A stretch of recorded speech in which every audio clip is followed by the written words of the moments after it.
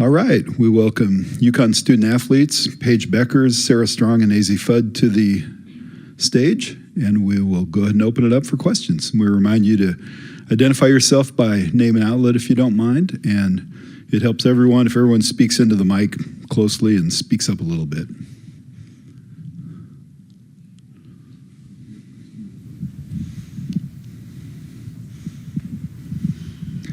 Good morning, Joe Zone, Channel 3 in Hartford. Paige, what is your advice to freshmen playing at this time of the year? Advice for freshmen, I would say just do what got you here and just level it up a notch. Don't get outside yourself trying to do too much, but do what the team needs you to do and have fun and embrace it. This is what you dreamed of doing as a kid, playing at this level on this stage, so just have fun and just play your best basketball.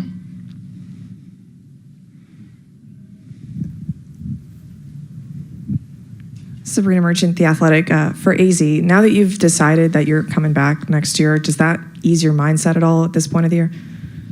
It definitely does. And making that decision, I definitely feel like I have a weight off my shoulder, and now I can enjoy the rest of the season. Was that sort of part of the impetus of like making that public now? Yes.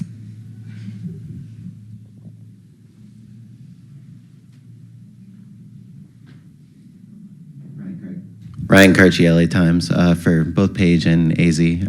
Obviously, tough week for JuJu Watkins, given what happened. Both of you have gone through an ACL injury and the recovery with that. I guess I wonder, that first week, what do you remember from just that experience, kind of coming to terms with things? And after that, when you look back on your recoveries, what was the key thing to remember to really get you through that tough time? Paige?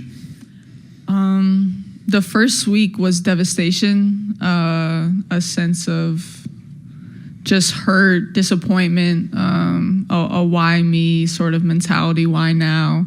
A lot of questions that you have that are gonna go unanswered. But then your motivation, your strength, your faith, peace kicks in of everything happens for a reason, and then surgery happens, and then you know that every single day that passes by is a day closer to you getting to play basketball again. So for JuJu, your heart breaks for just the devastation that, especially during the tournament, of not being able to be out there with your team during the most important part of the year. So I know especially we empathize for her. We've been there, and we know how much it sucks, but you don't get to be as good as JuJu if you don't have a great motor, a great work ethic, and she's going to attack this process just as she's attacked basketball, and just as she's great at basketball, she's going to be great at this recovery process. So just disappointed for her, but no, she'll be back better than ever, and this will just be a little setback to the great story she'll have. Azzi?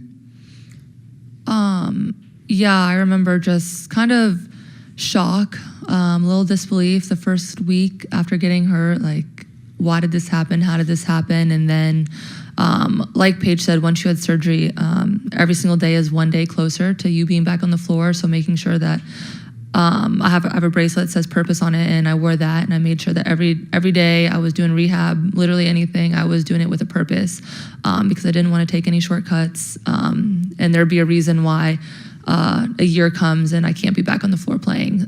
So I made sure to attack that, and like Paige said, couldn't say it better, but I know that JuJu's going to come back from this and attack her rehab how she has every single day, playing basketball like normal, but I was nauseous hearing the news for her. You don't want to see anyone go through it, but she's going to come back stronger.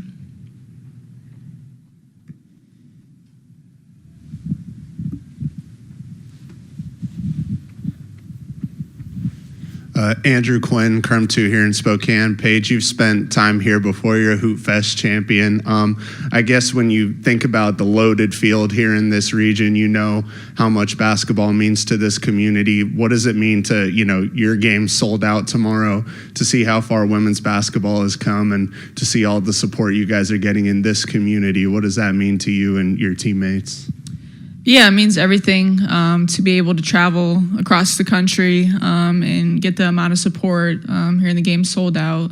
Just to see the growth of women's basketball, you'd think that you could put these games in any spot in the country and you'd have a great atmosphere and it could be sold out. So obviously I've been here for Hoop Fest. It's a great basketball community. They love basketball here. They love women's basketball. So it'll be exciting.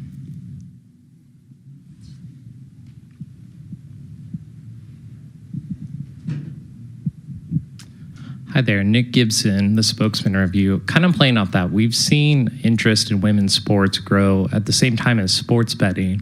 So I'm curious what that experience has been like for you. Are you hearing more from angry bettors, or how do you help manage that? Let's start with Paige and go that way. I think sort of unaffected. I don't really hear much from sports bettors. I know the significance of like parlays and stuff. I'm sure our DMs are loaded sometimes, but no, I don't really check. No? Okay. Questions? Alexa Philippou, ESPN. Azzi, with this matchup against Oklahoma, you guys are going up against a team that has one of the best offenses in the country, really have fast pace. They have a big inside with shooters. So what do you feel like the defensive focus is? And also, how do you have to, on the offensive end, keep up with what their put up points? Yeah, I think this game is going to be really important, group effort. They have really good guards, really good bigs, so everyone has to do their part. Guards have to help inside. The bigs going to have to help us, but we got to make sure. We know they like to play fast, so do we. We got to make sure that we're playing to our tempo of quickness and still not getting outside of ourselves. We know that, like you said, they've got a really great offense, so making sure that we're doing the best that we can to slow them down, make sure their shots are contested, not giving them as many open looks. It's going to be a challenge, but I think we're up for it.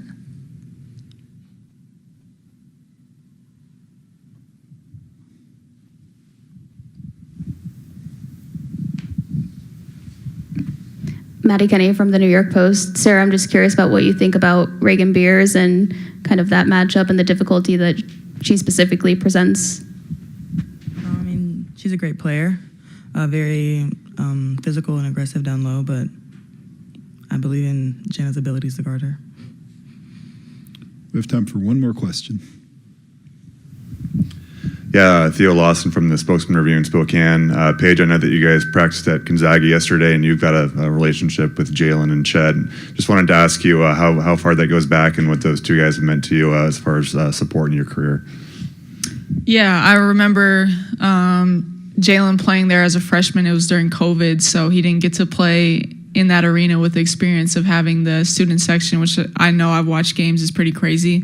But I know he killed it in front of the cardboard fans. And Chet was there, I think it was the next year after that. And he got that experience. So watching his games were extremely fun. They were both really great teams when they were both there. I remember Jalen's Final Four run, national championship run, him hitting that bank shot, and then Chet just doing what he does. And now we have a former teammate, Anesh Betancourt, who's there now. So I have a lot of friends through the Gonzaga pipeline, and it's really cool to just be there, experience that, and see how much they've meant to that program. So yeah, it's pretty cool.